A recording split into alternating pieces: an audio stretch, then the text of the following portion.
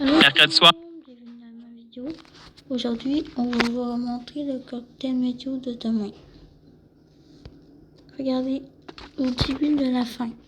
Mercredi soir, un système va faire son entrée sur la province pour apporter un mélange de précipitations sur son passage. Ça commence sous forme de neige pour la plupart des secteurs, avant qu'au cours de la nuit de mercredi à jeudi, la pluie verglaçante prenne le relais. Rendu en matinée jeudi, on pourrait encore avoir un peu de pluie verglaçante dans certains secteurs au nord du fleuve, notamment de la couronne nord de Montréal vers la Mauricie. Par contre, pour Montréal, la Montérégie, le centre du Québec, la pluie est déjà de la partie. Et par la suite, davantage en deuxième moitié de journée, jeudi, on surveille la neige au niveau de l'est de la province. D'ici vendredi matin, on pourrait recevoir quand même une bonne bordée de neige, un 15 à 20 cm, entre autres, de cette île vers Bécomo. Au niveau des quantités de pluie verglaçante, on pourrait dépasser les 5 mm par endroit de l'Outaouais vers les... Ok.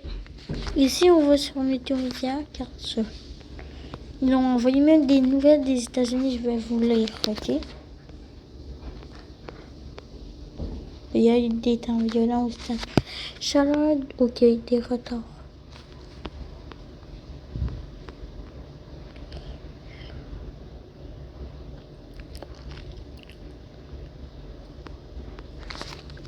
Bon.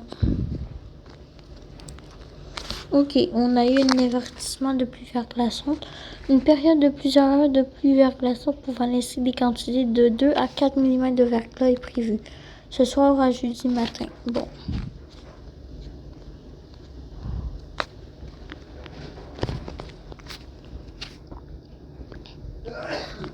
Et ok, c'est ça qu'on va avoir chez moi. Ok, au début, on va avoir de la neige. La pluie verglaçante, de la pluie. Et pour le prochain jour, de la pluie.